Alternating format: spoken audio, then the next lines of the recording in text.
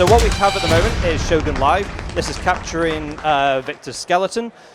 What we now want to do is retarget that skeleton onto our giant robot with a rocket for an arm. So what this involves is taking each of those bones that exists, we map that to the bones of our retarget skeleton of the character we want to drive, and in some cases where perhaps extra bones exist, we can just switch those off because we don't want those to be influenced in any way by his motion. So once all of that's set up, we can save that, reopen Shogun Live and import that retarget back into the package, and then with a few magic clicks,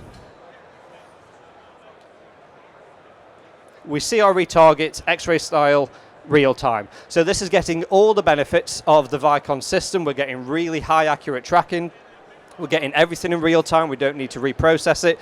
We see our character as they are designed in the here and now.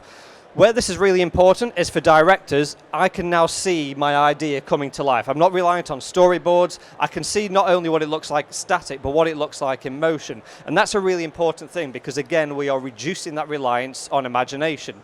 From a performance perspective, Victor can now see the character that he is driving and he can map his performance to that. Previously, you could not do this in real time. You would have to wait for it to be done via the render farm. You would have to wait for your FBX to get processed. So what we have here are two retargets being driven at the same time, but interestingly, these are two very different characters. So you'll see Gina's proportions are completely different to Victor's. I think we're pretty happy with how it looks in previs.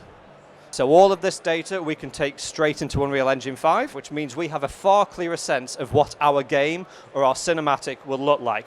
You can replay this data with different models. You can bring in a different retarget. Everything being done here is in real time. Thank you very much for your time and enjoy GDC. Cheers, folks.